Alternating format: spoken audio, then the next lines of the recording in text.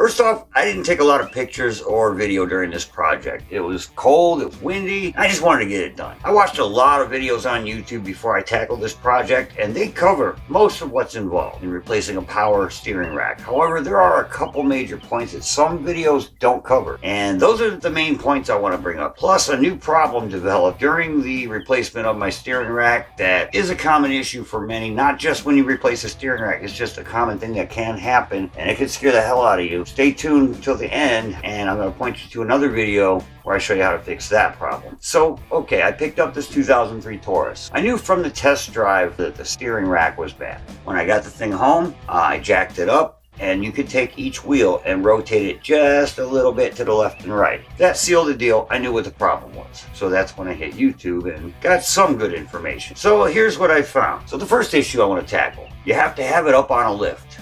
And you have to have a transmission jack with a big old, no you don't. All you need are two jacks, two jack stands, and two jackasses.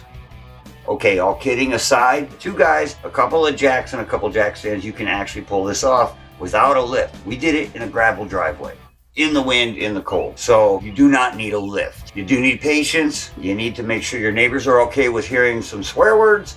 But yeah, you don't need a lift. All you have to do is jack the car up from the very, very front, as far to the front of the car as you can, because you're essentially jacking it up by the very subframe that we're going to unbolt the other side of. This is why it's important that it's supported by two jack stands and you keep your jack in the middle as well, because as you lower that back part of the subframe, it's going to get a little scary. You're going to want to be out from underneath the car when you undo those subframe bolts. You do need to remove the two bolts on the rear part of the subframe. They're generally right underneath the driver and passenger side, the front of the doors, like right under that area. This is the frame that holds the engine and transmission in the car, but don't be afraid that it's going to completely drop out. That's not going to happen, because the engine and transmission have supports on the top side. It's not going to fall completely out. However, you do want that second jack under there to support it, just to make sure that you're not going to drop too far. And also, you're going to need that second jack when you go to put the bolts back in. And you want to keep that jack in the front,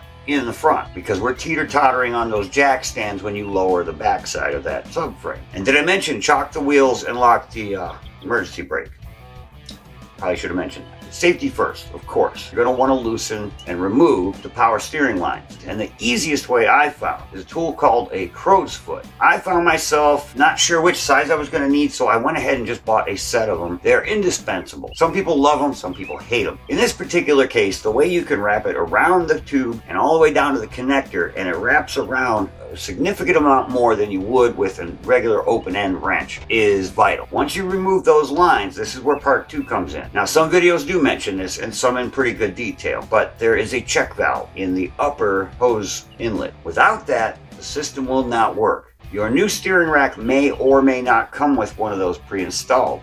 And even if it does, very easy to lose track of. You tip it over with the plug out while you're maneuvering it into the car, for example. You can very easily lose track of that little check valve. One trick I found is before you go maneuver the new rack into place, make sure that check valve is in there and reinsert the little protective plug. That'll prevent it from being able to fall out while you're twisting and turning it back into place. Now, speaking of maneuvering it in and out of place, this is where I get to the third point. Those bolts that come down through the subframe, that you took those nuts off the bottom. As soon as you loosen those nuts, shear those bolts off. They're going to tell you can tap them out of your old rack and pinion and then pound them into your new one and reuse those bolts. Number one, by the time you get them out, they're probably not going to be in a usable condition. Number two, you will not be able to get that rack and pinion out of its spot with those two long bolts just hanging out there. Trust me, at least on the Taurus, in my experience, there's no way to get it out there without shearing those bolts off, at least in half.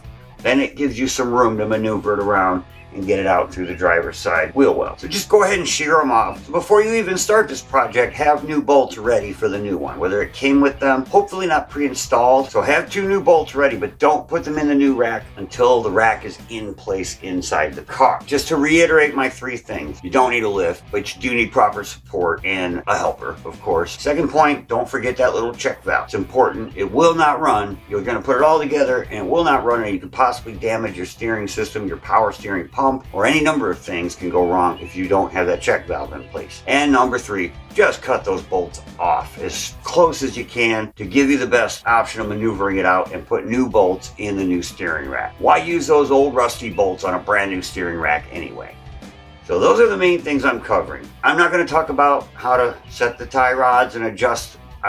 Those are covered in a million other videos out there, and they all have basically the same information. I just wanted to point out those 3 things that I found weren't very well documented on YouTube. One thing though, I will tell you, those bolts that hold the subframe up, they're a bitch to get out. I managed to break one. Now this happens, not just when changing a steering rack, but anytime you have to lower that subframe. And those bolts can be very, very stubborn. And in my case, on the passenger side, it would not budge. I had a big old 1.5-foot breaker bar, and I gave it all my might, and it cracked loose.